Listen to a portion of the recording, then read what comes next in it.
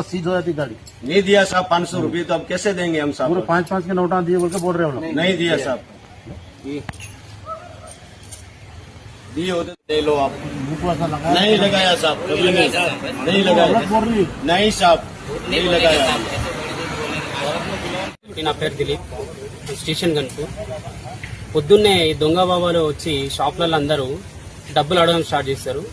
First 10 రూపాయలు ఇవ్వగానే ఇంకొక 50 ఇవ్వండి అని, ఇంకో 100 రూపాయలు ఇవ్వండి అని, తర్వాత వాళ్ళ దగ్గర ఉన్న మాయమాటలు చెప్పి ఏదో పౌడర్ వాళ్ళ మీద ముఖం మీద మొత్తం చల్లి 500, 1000 రూపాయలు, 1500 ఇష్టాలయంగా వాళ్ళు ఎంత అంటే అంత దోచుకొని వెళ్తారు. దయచేసి అందరూ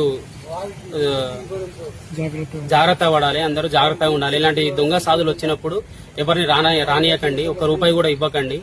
వీళ్ళు కష్టం చేసి మంచిగా బతికి మంచిగా సంపాదించుకోవచ్చు, కానీ ఇలా దొంగతనానికి పాల్పడి ధర్మం పేరుని ఖరాబ్ చేస్తూ, రాజ్యం పేరుని ఖరాబ్ చేస్తూ వీళ్ళంతా తిరుగుతున్నారు. కాబట్టి అందరు జాగ్రత్తగా ఉండాలని కోరుకుంటున్నారు.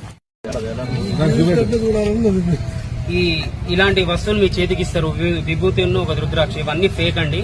ఇవేవి నమ్మొద్దు. డబ్బులు మయం చేసి ఏదో విభూతి లాగా మీ చేతిలో పెట్టడం, ఇవన్నీ వీళ్ళు చేసే మాయాలు.